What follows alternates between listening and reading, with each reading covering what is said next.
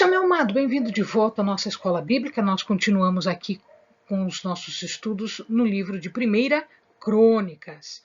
Então, para o Senhor, pede a Ele discernimento, entendimento, conhecimento, sabedoria.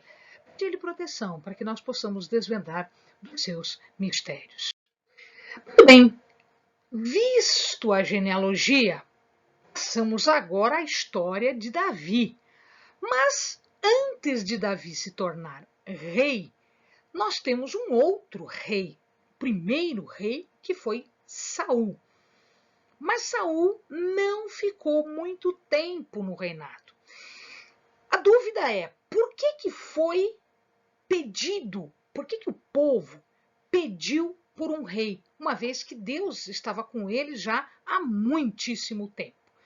O problema aqui é que quem estava à frente do povo em algumas circunstâncias, em algumas situações, o povo pecava, Deus trazia a punição para isso, eles entravam em guerra com os vizinhos, eram assediados pelos vizinhos, se convertiam de novo, se arrependiam, e Deus então nomeava um juiz para tratar do povo. E isso aconteceu por muito tempo, até que na época de Samuel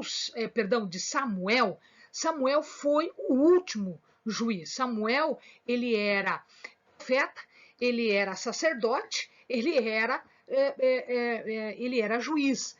Então, nós temos aqui um conjunto de características de Samuel, que não era compartilhada pelos seus filhos. Então, o povo sabia que Samuel já era velho. À medida em que Samuel envelhecesse, quando ele morresse, quem iria substituir os seus filhos? Não, eles não queriam. Os seus filhos não eram boas pessoas. Então, eles, indignados com isso tudo e querendo parecer como os povos vizinhos, eles pediram um rei.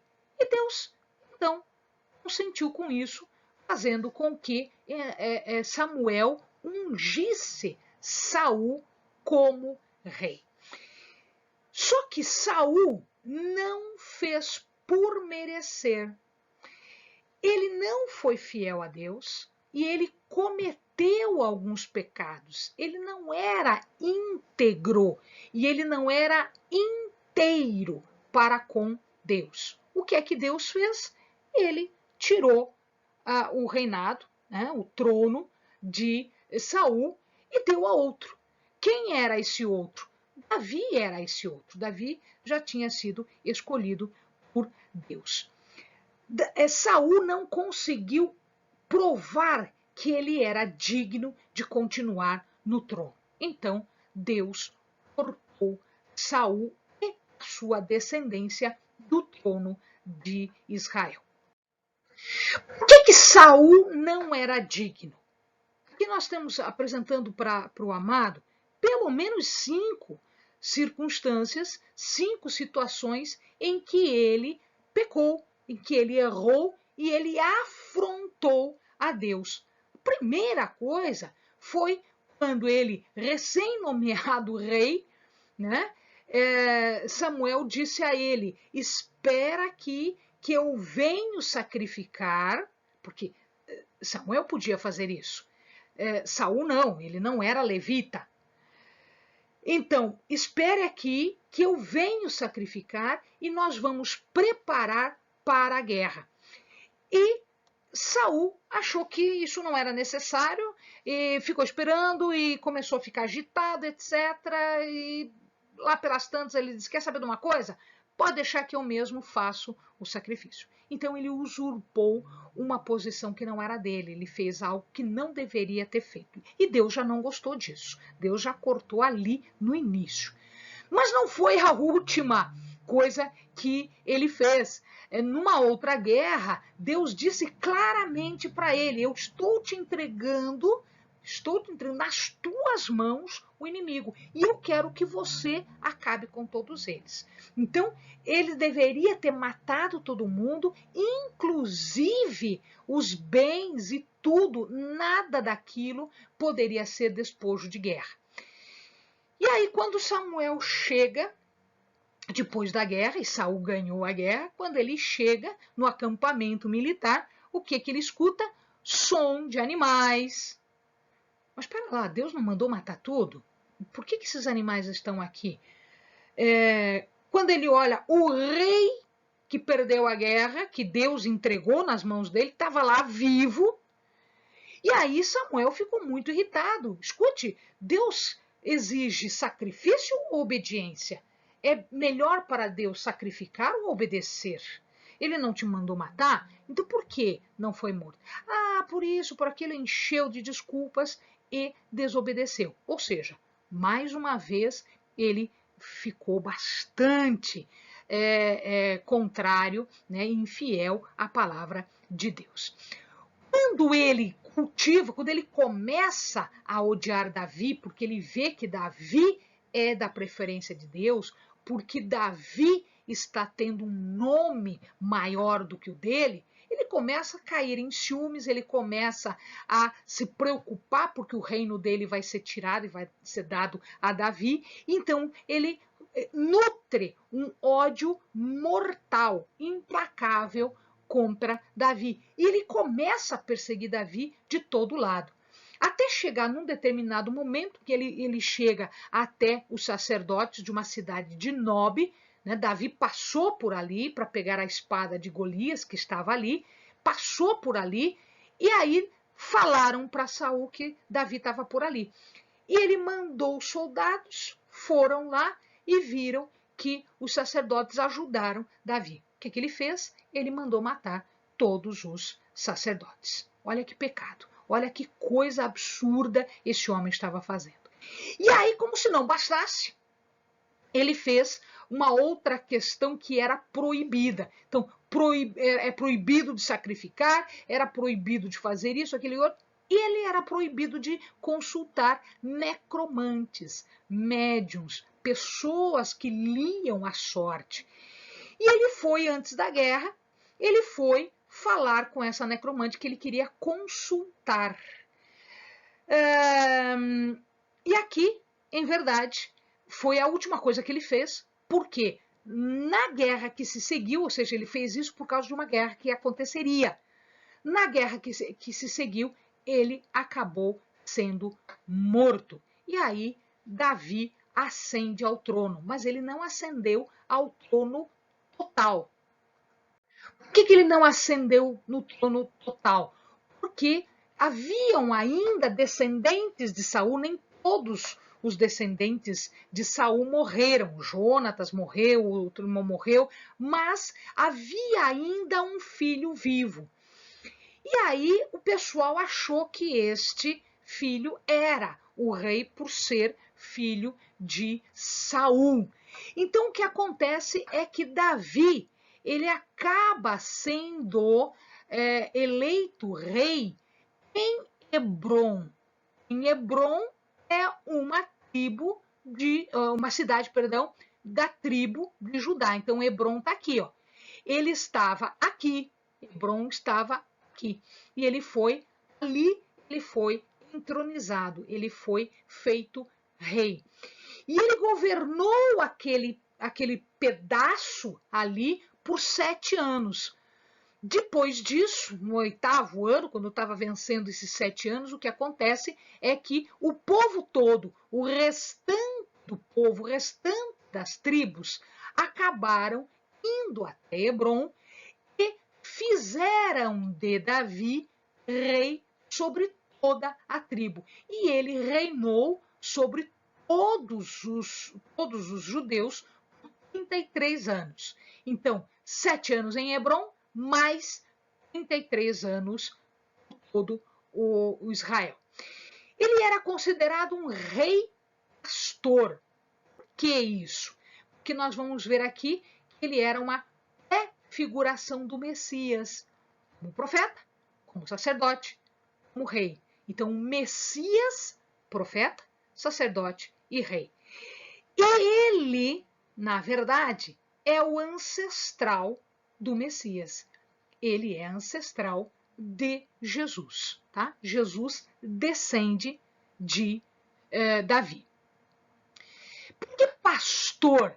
Pastor, porque ele fazia isso, esse era a atividade dele, essa era a profissão dele, né? E um pastor, ele na verdade tem como obrigação orientar as suas ovelhas, proteger as suas ovelhas e nutrir as suas ovelhas. Portanto, mais uma prefiguração de Messias Jesus, que era o bom pastor, que é o nosso pastor atual. Um dos desejos de Davi era construir uma cidade, ou estabelecer uma cidade que servisse de capital e fosse de agrado tanto do norte quanto do sul. E ele encontrou esta capital ideal na cidade de Jebus. Ele conquista, então, dos jebuseus uma cidade ideal. O seu comandante, o comandante em chefe aqui, foi Joabe. Então, o que eles fizeram, a cidade era muito bem cercada, muito bem fortificada. O que eles fizeram foi entrar por um dos canais de água e aí eles tomaram de assalto a cidade de Jerusalém. Então, Jerusalém agora ficou como o centro político, porque era a casa do rei, e iria ser também o centro espiritual, porque Davi, a gente vai ver daqui a pouquinho, ele leva a arca para Jerusalém e depois o seu filho acaba construindo o templo de Jerusalém. Então, olha aqui, nós temos como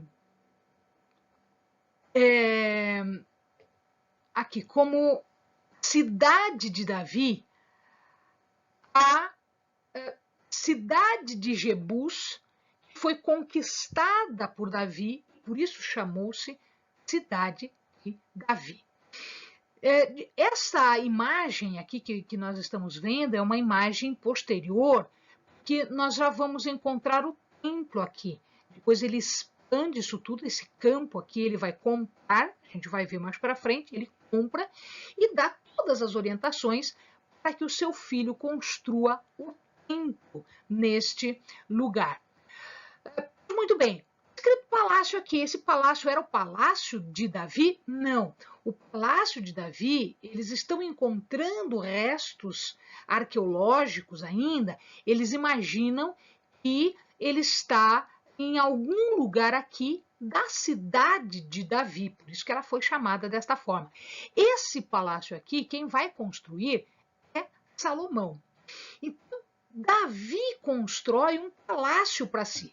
Ele não pode construir o templo, então ele vai começar a construir um palácio. Quem ajuda Davi é Hirão, é um amigo seu, ele tem como amigo Hirão. Hirão, ele é um rei da cidade de Tiro, fenício, portanto um pouquinho mais para cima ali de Jerusalém, dando de frente para o mar. Então ele vai receber de Hirão pessoas que saibam construir, materiais, madeira, enfim, tudo aquilo que é necessário para a construção. A Bíblia diz, nesta parte aqui, o seguinte: tornava-se Davi cada vez mais poderoso. Então, Davi estava construindo um nome para ele. Davi estava construindo uma dinastia para ele. Ele estava construindo uma casa. Mas, na verdade, isso tudo não era feito por ele. Não, o poder que ele estava demonstrando não era um poder que vinha dele. O poder que ele estava demonstrando, a Bíblia explica para nós. Olha aqui. Porque o Senhor dos Exércitos era com ele. Ora, Saul tentou fazer isso, mas Deus não era com ele. Então, se Deus não era com ele, ele não teve êxito nisso. E Saul foi o primeiro e último rei. Ele não teve descendentes reis sobre Israel. A gente viu que existia uma disputa lá entre um dos seus descendentes e o próprio Davi. Mas chegou num determinado momento, o povo todo foi e aclamou Davi como rei. Por que isso? Porque Deus era com ele. Ele estava fazendo aquilo que estava no coração de Deus. Ele cumpria. Se Deus dissesse uma coisa, ele ia lá e fazia. Então, por isso ele estava se tornando poderoso. Este poder nós vamos observar quando existe aqui, já na sequência, a menção dos chamados os heróis, o dos valentes, o dos guerreiros de Davi. Vamos observar que existem duas formas de enxergar isso. A forma real, porque eram guerreiros, eram valentes, eram pessoas que faziam muita coisa, né, na guerra. Eles eram muito fortes, eles eram exímios, excelentes guerreiros. Então, nós vamos encontrar aqui os chamados três valentes. Esses três valentes estavam bem próximos de Davi, era do seu círculo íntimo. Interessante que esses três valentes, na verdade, eram quatro, porque quando você vai lendo, ele diz os três valentes e logo em seguida ele fala de Joabe. Quem era esse Joabe? Esse Joabe era uma quarta pessoa que pertencia ao círculo íntimo e que era, de todos os valentes, eram os mais exímios, eram os melhores guerreiros. Joabe era um sobrinho seu, ele era da família. Depois ele fala dos 30, e aí nós vamos ver que ele cita o nome de algumas pessoas. A gente não vai fazer isso aqui, não é esse o objetivo dos nossos estudos. Mas eu vou chamar a atenção de Abissai. Abissai era o irmão de Joabe, portanto estava tudo em família, né? E este Abissai era o líder dos 30. Se você observar, se você olhar ali na Bíblia, você vai ver que tem mais de 30. Por quê? Porque eles iam se sucedendo. Então as pessoas iam entrando, saindo, e na verdade existiam mais de 30. Mas a própria Bíblia diz que eles ficaram com o nome dos 30 de Davi. Os 30 de Davi, os 30 guerreiros. E uma das palavras, a passagem paralela, diz que eles eram guerreiros porque eles lutavam tanto, tão bem, eles se empenhavam tanto, que a espada ficava grudada nas suas mãos. Isso tem um sentido também espiritual, porque aqui Davi era uma pessoa extremamente espiritual. Ele era um guerreiro, mas ele também batalhava num nível superior. Não era só uma guerra física, ele batalhava também no mundo espiritual. Ele era um exímio guerreiro no mundo espiritual. Ele era um adorador. Ele era um adorador. E a adoração é uma forma de batalha. E os seus valentes, aqui nós podemos também dizer que estas pessoas também eram guerreiros espirituais. Então, quando nós falamos que espiritualmente nós somos guerreiros de Davi, que nós estamos entre os guerreiros de Davi, nós estamos dizendo que existe aí um guerreiro espiritual. Hoje, ninguém vai pegar em espada, ninguém vai pegar numa lança, num escudo, mas hoje nós nos ajoelhamos, nós oramos, nós também batalhamos e a nossa batalha também é renhida, a nossa batalha também é difícil, a nossa batalha também é pesada, como os valentes de Davi, os heróis de Davi, os guerreiros de Davi. No final da passagem, nós vamos observar que ele cita outros guerreiros. E aí ele começa a dar uma listagem. Se o amado perceber, tem herói, tem guerreiro de todas as tribos de Israel. Todas as tribos estão representadas entre os heróis de Davi. E olha lá, inclusive heróis guerreiros entre os levitas. Também em guerra aqui para os levitas. Bom, uma vez que Davi estava tendo todo esse sucesso, toda essa situação, ele começa a pensar o seguinte: bom, eu estou aqui, a cidade está aqui, a capital está aqui, por que a arca não está aqui? A arca não estava, a arca ela estava num outro lugar. E então nós temos duas passagens agora que falam exatamente deste transporte da Arca da Aliança. Só para lembrarmos, no tempo de Eli, o tabernáculo estava montado em Siló, mas o povo andava pecando muito. Significa que os filisteus, aqui ó, onde está escrito Canaã, né? Essa parte aqui, era a parte onde os filisteus moravam. Afeca, Ecrom, Gate, Asdote, eram grandes cidades filisteias. E eles foram fazer guerra,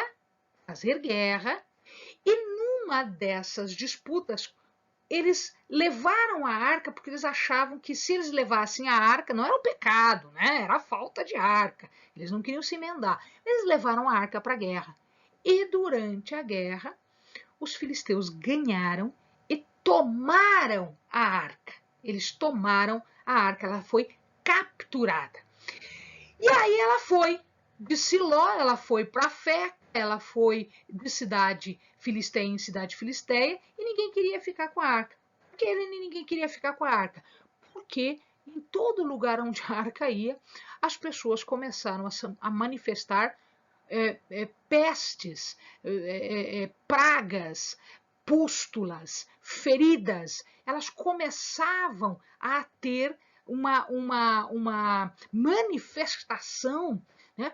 Porque a presença de Deus estava ali. E aí ele começou a incomodar todos os filisteus. Significa, então, dizer que a arca começou a andar de cidade em cidade, cidade em cidade, até quando ela chega em Ecrom, ninguém mais quer nada, e eles fazem o quê? Eles devolvem a arca.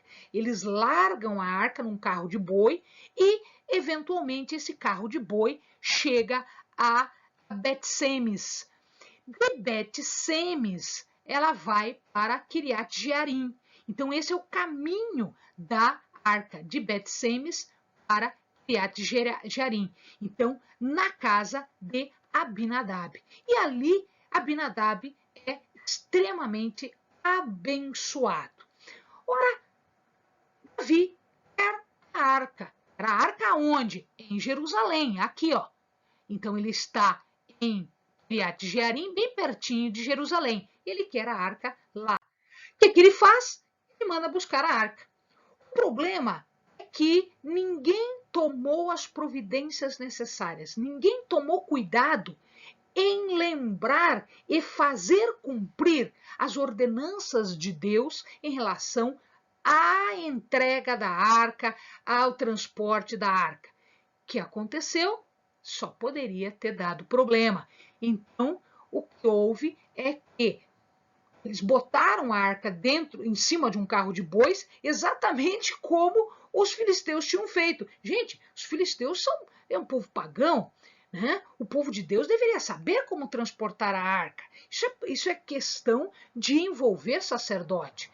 Eles colocaram a arca dentro, em cima de um carro de boi, e lá pelas tantas, aquele movimento da carroça, a arca fez que ia tombar, que ia cair, e usar, tentando proteger a arca, mas sem cuidado espiritual nenhum.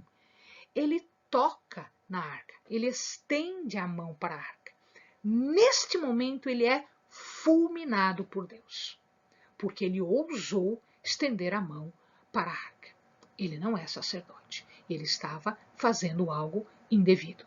Ah, mas ele tinha aí uma intenção boa. Amados, intenção boa é uma coisa, cumprir a ordenança de Deus é outra. Entre a intenção boa e o cumprimento da ordenança de Deus, vale o cumprimento da ordenança de Deus. E aí todo mundo ficou com medo e a arca ficou na família de Obed-Edom. Só que ela foi abençoada, porque ela ficou ali e todos usavam para com a arca de respeito, consideração, tratando da forma correta. E aqui nós vamos ver que a casa de Obed-edom estava sendo abençoada por Deus, e tudo que Obed-edom tinha estava sendo abençoado. Amados, quando nós temos respeito pela presença de Deus, quando nós temos respeito pelas coisas de Deus e quando nós agimos em conformidade com os mandamentos de Deus, quando a arca está na nossa casa, quando a presença de Deus está na nossa casa, nós somos abençoados. Há bênção na presença de Deus.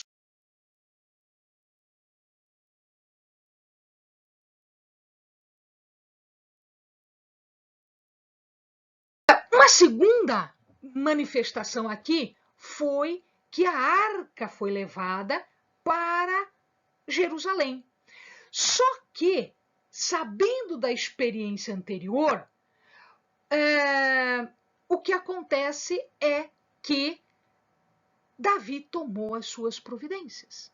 Quais foram as suas providências? Ele preparou primeiro um local. Ele estava levando para um local exato. Ele montou um tabernáculo aonde ele iria colocar a arca. Ele preparou os sacerdotes se purificaram antes. É preciso purificação, é preciso santificação, é preciso estar pronto para a presença de Deus. Outra coisa, eles não colocaram a arca em cima de um carro de boi. Olha lá, ela não é uma carga, é a presença de Deus. E o mandamento diz que quem leva a arca são os sacerdotes, mas eles não tocam na arca.